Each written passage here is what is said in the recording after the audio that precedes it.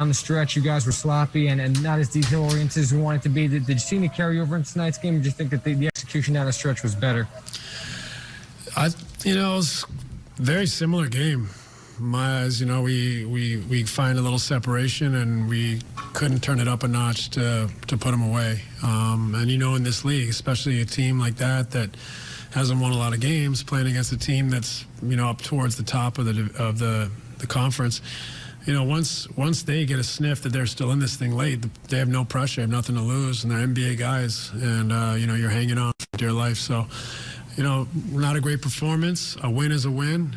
We found a way to win it in the end, but we got a lot to improve upon. We've just had a pretty poor patch recently with our play, and not at our best. Brian Lewis with the New York Post. Obviously, production-wise, Kyrie was Kyrie, but what did you think of him integrating back in? Yeah, he made some sensational plays, and played 33 minutes after a week off. So it's great to have him back, and we definitely needed his productivity tonight. Greg Logan with Newsday. David, did you feel like after the first period that the offense kind of slumped in the middle two quarters a little bit? I thought the offense slumped basically the last three quarters.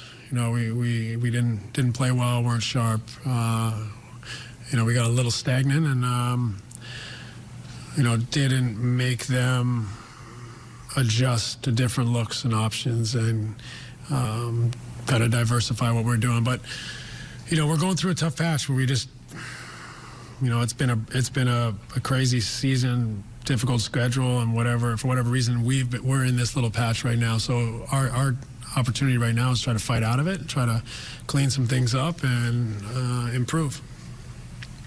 Christian Winfield with the New York Daily News.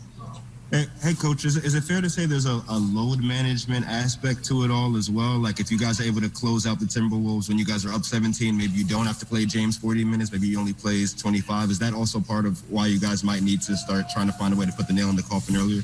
For sure. That's important. We take care of business. Everyone gets a little more rest, a little fresher, and maybe that's a reason we haven't really blown anyone out this year, it feels like. So we've been in tough games. And tonight, I went to sub James at one point, but 3 minutes go by before a whistle. Do you waste a timeout in the second half to get him out?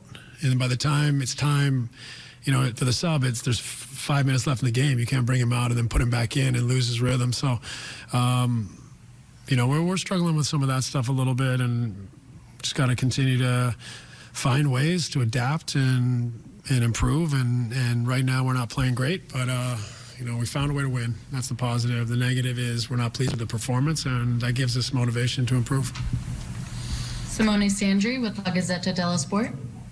Hey, Steve, twice this season, up by 3 in the final seconds, you opt to foul, kind of like the European coaching way. They went for a quick shot, but if they play development, were you planning on fouling? Yeah, I think, James decided not to foul. The plan was to foul, but he kind of used his feel. He was willing to foul. I think he worried that there was 14 seconds left on the inbound, so I think he didn't want to foul with 14 seconds left because there's a lot of time left in the game. But then when he started putting the ball between his legs, he didn't want to reach in and foul then in case he picks it up and shoots it. So he just decided to try to pressure the shot, and in the end, he did very well. But that was James making a play, and that was successful in reading the situation. But the plan was to foul if we had the opportunity. Bruce Beck with NBC New York. Steve, fighting out of it sounds funny when you're on this kind of roll in terms of wins overall as a team. So how do you temper your disappointment with the fact that you just continue to win even though you're not getting what you want, as far as you said, the maximum performance? Yeah, it's a tricky balance because we're playing for something bigger than just regular season wins. So we want to set a standard where our performances are pushing us to improve.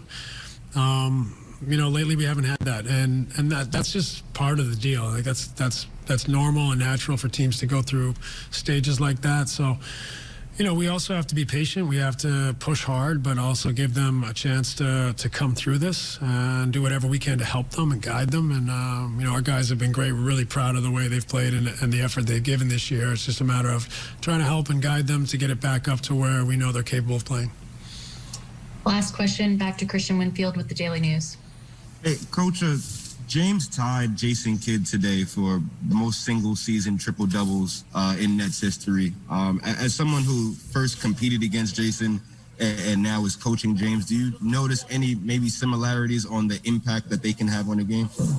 Yeah, I mean, they're much different players. James is much more of a scorer than Jason was, and Jason was, kind of an all-court player, defended and was a pass-first guard. So it's different, but both dominate, and impressive for James in such a short time to rack up so many triple doubles. And he's he's our leader, and he's meant a lot to us. And another triple double, you can't take him for granted, but you tend to a little bit because he is able to pull these out of the hat almost every night.